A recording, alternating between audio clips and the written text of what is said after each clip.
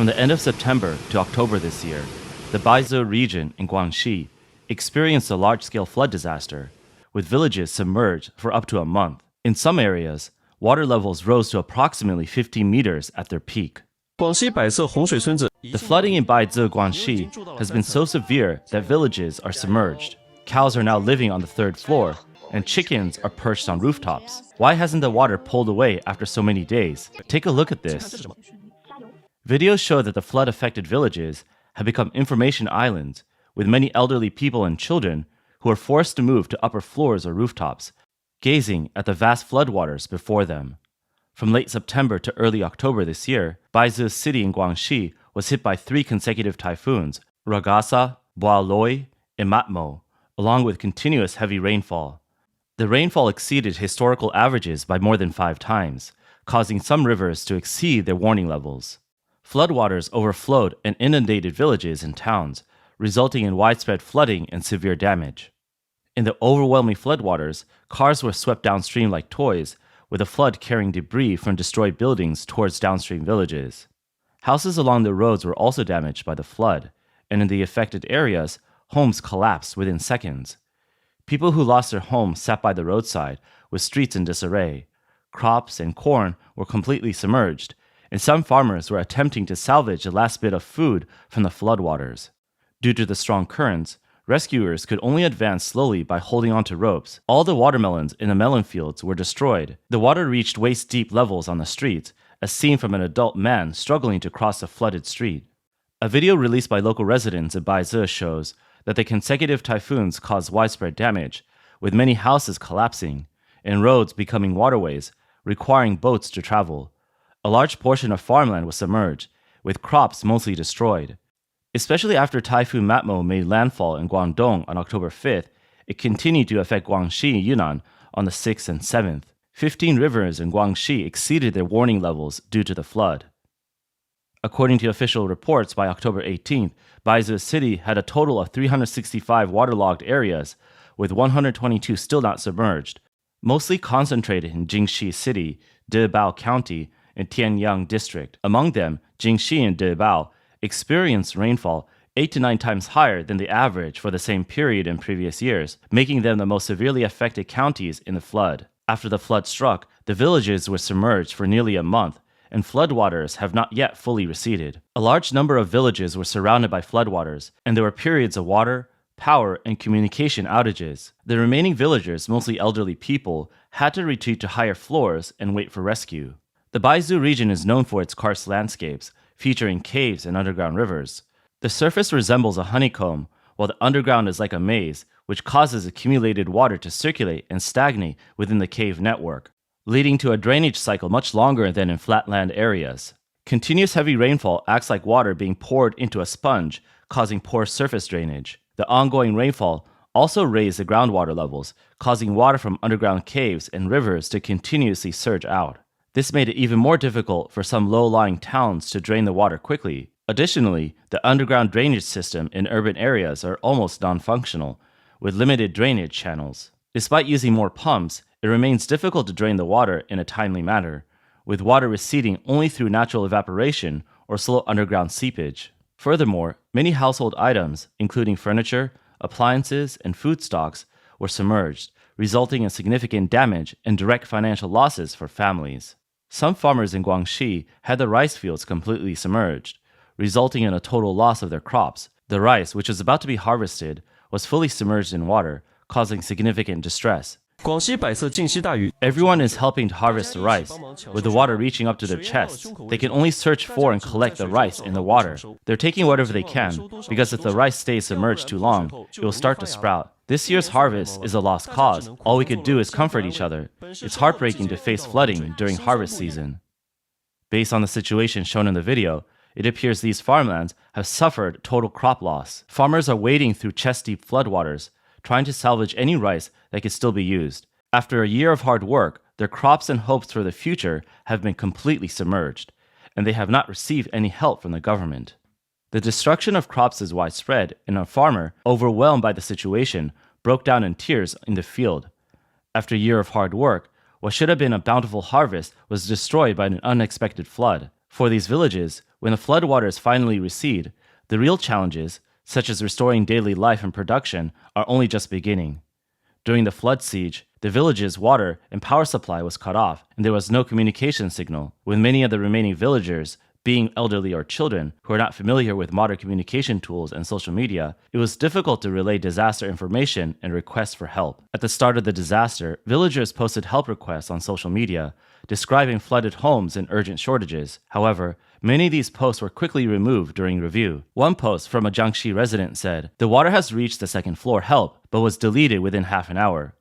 Requests sent via WeChat groups led to the groups being disbanded, and posts on Weibo were swiftly removed. Local authorities citing stability maintenance, tightly controlled disaster information. Some videos uploaded through VPNs on overseas platforms sparked debate, but domestic discussions were quickly replaced by positive energy content.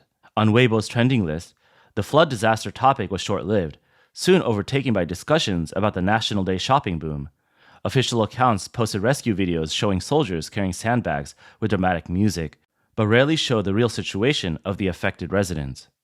The earliest videos conveying the flood information from Baise's villages were uploaded by a group of aerial photography enthusiasts. The videos, taken from an overhead perspective, captured the devastating flood scenes. Crops in the fields and roads connecting the outside world were almost entirely submerged, making them unrecognizable. The villages surrounded by floodwaters were either nestled in mountainous areas or located in low-lying regions, with only tall, dense trees rising above the water, forming clusters of tree crowns. The submerged houses were clustered together, and from a distance they appeared as isolated islands. There were also reports from ex-influencers. On October 3rd, a user from Zhongshan, Guangdong, posted a video complaining about trying to share the real-time situation of the flood in Guangxi, but the platform's review system blocked the video, stating, "The video could not be sent." Information about the flood in many areas of Guangxi was almost entirely ignored by major domestic media platforms. Weibo's trending list was completely silent. Meanwhile, internet celebrities capitalized on the traffic code. Singer Kenji Wu posted a video claiming to donate 100,000 yuan, with a camera focused on a map of Guangxi, tears in his eyes, but was questioned by netizens for not being on the scene. Food blogger Xiao Hua stood in knee-deep water, live streaming and tearfully claiming, "My hometown is suffering," with a donation link attached. Fans donated 50,000 yuan overnight, but the video was taken down for false advertising. Even more extreme, influencer Jing Shi Brother promoted flood specialties, cane sugar soaked in floodwater, priced at 99 yuan per pound, with sales exceeding 1,000 units. This kind of disaster marketing not only exploited the suffering of the victims, but also blurred the focus of the rescue efforts. Behind the manipulation of public opinion is the government's tight control over the flow of information. Suppressing disaster information aims to maintain the image of a prosperous society and prevent social unrest. Promoting internet celebrities is a common tactic to shift attention. By allowing the performances of influencers to dominate public discourse, the real plight of the disaster victims is obscured. This operation further severed the connection between the disaster areas and the outside world, drowning out calls for self-help. The Chinese government has publicly labeled this flood as a once-in-a-century event, which is merely an attempt to cover up its negligence and irresponsibility in disaster prevention and mitigate efforts. Many villagers have posted online pleas urging government to pay attention to this mountain village, which has long suffered from drought and flooding. This year, not only have all the crops failed, but people are also trapped, and the elderly have died without being able to hold funerals or bury their loved ones. While the severely affected areas are in desperate need of help and rescue, the official response has been to downplay the flood situation in Guangxi on domestic mainstream media and major video platforms. The aerial photography enthusiast who first released the video stated, "Normally, any flood disaster would quickly make it to trending topics, but for such a large-scale flood in Baise, there's almost no coverage. If my aerial footage hadn't been pushed by Douyin, many people might never have seen these situations." Isn't the flooding issue in many areas of Guangxi something that should concern the entire nation? Have influencers lost their conscience, and now even mainstream media is following their lead? Since the National Day holiday started and up to today, it's been more than half a month in parts of Baise, where the city is built on low-lying land near the mountains. The water has been standing for over half a month. The water has changed from yellow to clear and now to green. The damage to infrastructure is severe. Local residents' lives and property are under threat. Yet the major media outlets continue to focus on viral figures like Chicken Chop Brother or Fried Noodles Brother and their daily activities. It seems they just publish anything with traffic. When people in Guangxi scroll online and only see funny jokes, they have no choice but to pick up their phones, take pictures, and post them. They're not looking for fame. They just really need help. Even a kind word of concern would mean a lot. But some people, instead of showing empathy, are saying things like, "Forget about Guangxi, don't let it affect our National Day celebrations," as if the flood issue should be handled internally. It's like they think the people of Guangxi should deal with it themselves, while the rest of us stay unaffected. The video blogger lamented, saying, "The original purpose of the internet was to bridge the information gap and promote positive energy. So why is it that now the internet prefers to endlessly hype up influencers instead of reporting on the real issues that need attention?" The government's inaction has brought more despair to the disaster-stricken people than the flood itself. During National Day, the internet across China was filled with celebrations of prosperity, while the villagers in Dajia Street were paddling bamboo rafts to salvage their belongings. Official reports were sparse, stating only that emergency responses were launched and the safety of the people's lives and property was ensured. The comment section exploded instantly, with someone saying, "Here comes a self-rescue zone again," as if human lives in Guangxi are cheap. Another netizen responded, "We're used to it. No one cares during droughts, and even less so during floods. When it comes to interest in human lives, the CCP has never considered the well-being of the people." When flooding disasters occur across China, reservoir releases are a routine CCP operation. Take, for example, the incident in July this year, when the Miyun Reservoir in Beijing released water suddenly, causing huge losses in lives and property downstream. Many people in villages near the suburbs of Beijing and the border of Hebei and Tianjin went missing or died.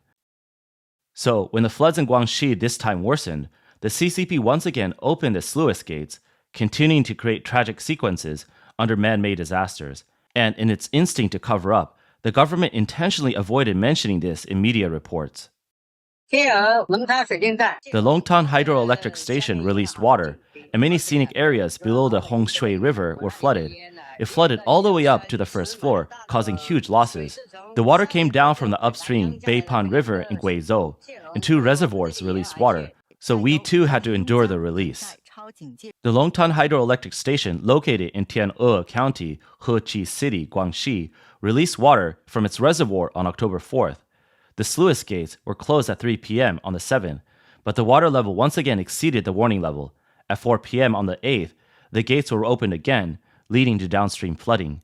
In 2025, Guangxi experienced 20% more rainfall than usual, and under the extreme weather conditions of rapid drought and flooding, the water storage in reservoirs was 2.6 billion cubic meters, less than the same period last year.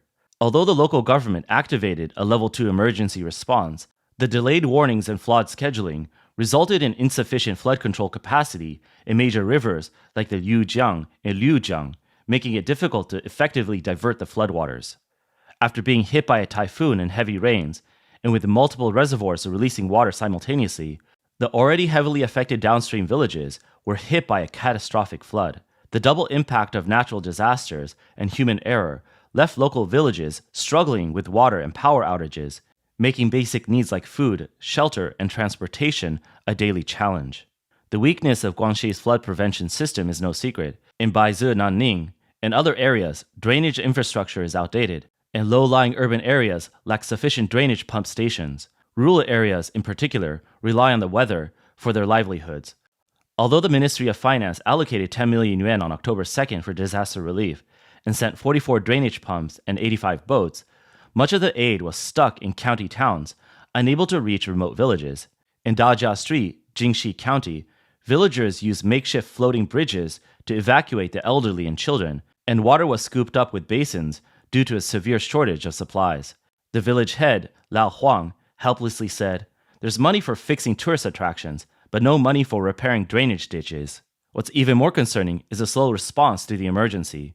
The typhoon warning was issued as early as September 28th, but the local government's response was sluggish, failing to evacuate residents in low-lying areas in time. On October 1st, the official report merely stated that the situation is under control, but no substantial rescue efforts followed. In contrast, grassroots self-help efforts were repeatedly hindered.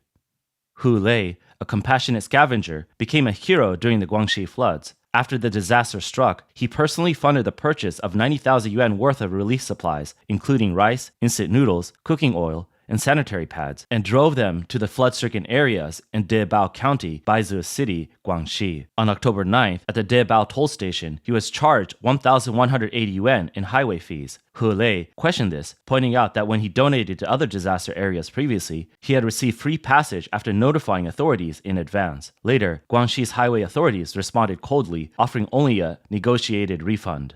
This incident drew widespread attention, and the deputy director of the Debao County Civil Affairs Bureau, along with several other officials, voluntarily raised money to reimburse the highway fees, which Hu Lei politely declined.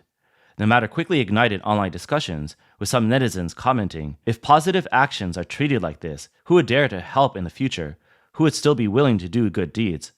Others lamented, "For the Guangxi floods, you need Guangxi highways to go viral. Should we thank Guangxi highways?" One netizen sharply pointed out, "When it comes to profit, everything else is just fluff."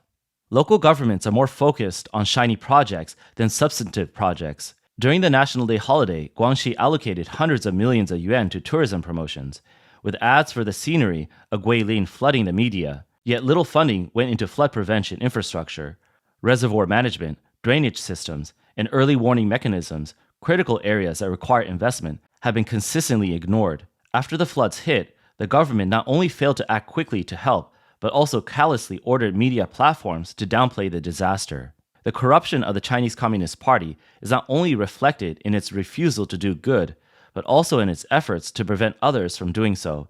In the eyes of the CCP, the suffering of the Chinese people is merely an opportunity to promote the party's image.